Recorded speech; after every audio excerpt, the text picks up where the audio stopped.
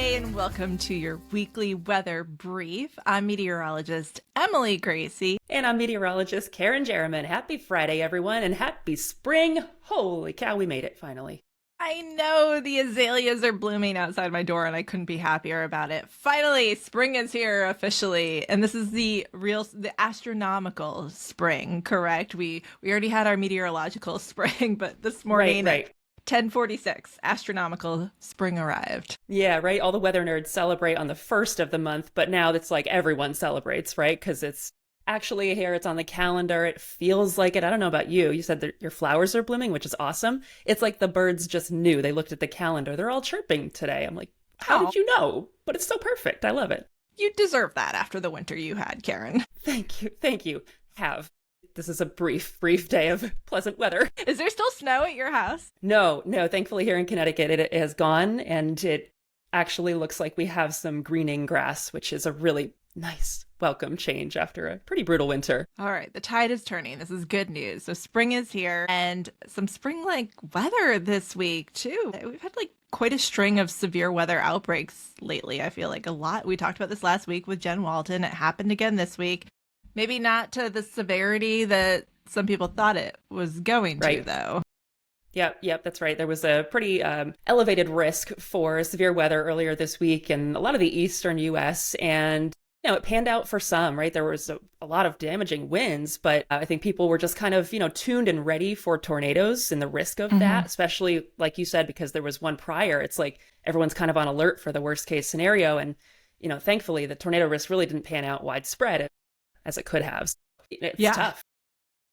Yeah, I think there were 500 wind reports that day, though. So there was severe weather. There were some strong winds, but yeah, fortunately no tornadoes. So it was kind of a swath of a heavily populated area too. Like Washington, D.C. was in that moderate risk. So, didn't quite pan out. I don't think anyone's complaining about that. And I'm sure, the next storm system will be along before we know it. Yeah, there's always something in the spring, right? But, these are early bouts. And so I think it's going to take some time for people to also get attuned to, what risk means and the terms and making sure that they understand what the risks are. But like you said, thankfully, even though the ingredients were all there for potentially a lot of tornadoes and potentially really damaging stuff, that didn't really pan out. So we'll always take that. Yeah, and it didn't pan out for the reason that they thought it was going to stay kind of sunny and dry ahead of that front. It looked like one big squall line was going to come through, but then it ended up being there were all these showers kind of popping up, storms popping up ahead of the front, which, as you and I know, can actually stabilize the atmosphere. But when you get that warm, sunny day where it's just primed for severe weather, and then that first drop of rain comes with the front coming through, that's when you get into a really bad situation.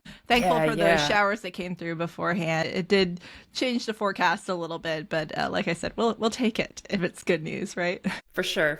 Yeah, so that was earlier in the week. There was also this crazy meteor. I saw that going around on social media. You know a lot more about that. Tell me, because I didn't see it. Oh my gosh. So this was wild. This is on St. Patrick's Day, which was Tuesday. All of these fireball in the sky pictures were coming out on social media.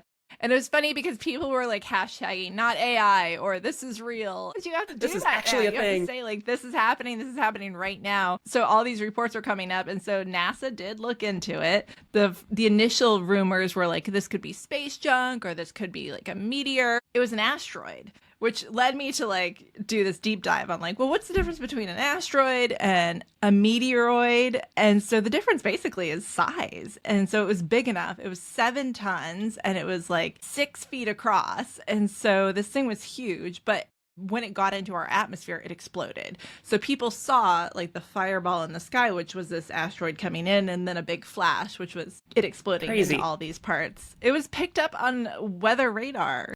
Really cool stuff. I love space, so I thought that was pretty fascinating. But yeah, it led me down kind of a deep dive of what are comets and what are asteroids? And asteroids, they mostly come from the asteroid belt, which is right between Mars and Jupiter. And then comets actually usually come from the Kuiper belt, which is much farther out, outer edges of our solar system. Yes. Look at you. You are a nerd when it comes to that. And common misperception. I know we've got a lot of meteorologists and weather folks listening, but for those who are not in the industry, just a reminder, meteorologists are not experts on meteors technically. We study weather on the Earth, but we don't study outer space, but we're also science geeks, so we like this sort of stuff. Clearly, Emily's won. You are too, and you know it. You texted me yesterday and Absolutely. said, we've got records going on out west. And I said, nerd. Yeah, in the most loving way. We are kind of nerds. We like to follow this stuff, which is why we're doing this podcast, right? Neither Emily and I are fully employed like we used to be in broadcast television, but we kind of can't stop talking about it. So thanks for letting us share our geekdom with you. We love it. Okay, so you've kept me waiting. Tell me about these records. Okay, so this week, absolutely absurd temperatures across the western US, right? If you're not paying attention or you don't live there, you're like, no big deal. But these are like unprecedented record high temperatures that are being shattered. And I don't like that word unprecedented. You always hear it in like newscasts and stuff, but this one actually is. There's this really intense heat dome that is parked over the southwestern US. Temperatures about 20 to 30, even more than 30 degrees above normal for this time of year. Talking temperatures in the 90s and 100s. And it's shattering not only daily record highs, but all-time hottest temps for the month of March in a lot of places. And get this, some places so hot that it's not even normal for April. So like really intense temperatures. So Wednesday alone set more than 24 all-time March high temperature records, meaning places like Las Vegas, Pocatello, Idaho, Fresno, California, Palm Springs, like all across the western and central US to the Rockies and beyond. They're setting records that have never been felt in the month of March, well into the 90s, even over 100. Everyone was impressed by Phoenix. I have to call out Phoenix because this one kind of caught my eye too, right? You think Phoenix, it's a hot place, but they've never hit 100 degrees in March before this week. They hit 102 on Wednesday. Yeah, hit 102 on Wednesday. That was a new March hottest temperature record. Then Thursday, they hit 105. Crazy. That's not only beating the record for March, but that tied the hottest temperature ever for April. So like these numbers are not normal for this time of year.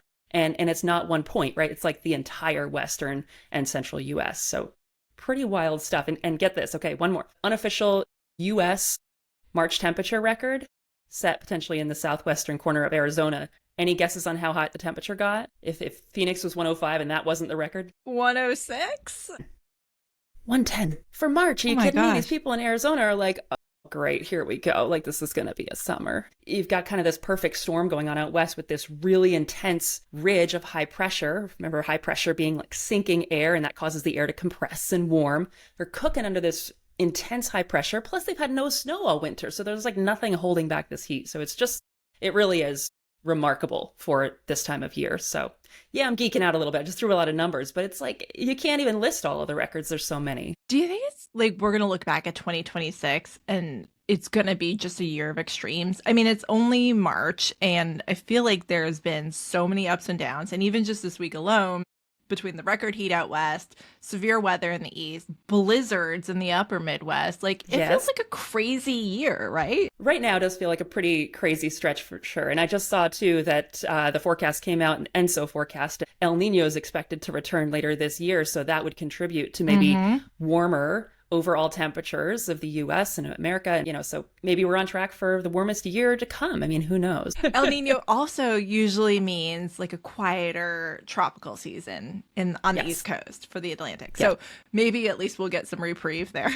There's one more thing that caught my attention with the temperatures because I was like so engulfed in the heat. And so I peeked over at Alaska and I noticed they're kind of on the flip side. Like here in Connecticut and New England, we're kind of in this cold batch while the rest of the country is cooking. And then Alaska's also on that side. They've got this trough that's been keeping them quite cold in March. And they actually set a record for the most number of cold days below. Are you ready for this? They set the most number of days in March with a low temperature below 40 degrees below zero.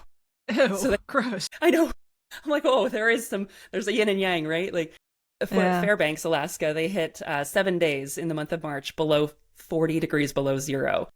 That's just like, that's your balance, I suppose. So I thought that was interesting. While so many places are talking about heat, there are some cold spots, of course, elsewhere to balance everything out. So that was my interest point. Year for of this extremes week. Continues. Well, happy spring, Emily. Yes, happy spring to you as well. A lot happened this week. Let's hope for a quieter week next week. But of course, we'll be here every Friday. So don't forget to follow along on YouTube, Spotify, and Apple Podcasts. We'll see you next week, everyone. Enjoy the spring. Bye, Kerrin. Bye.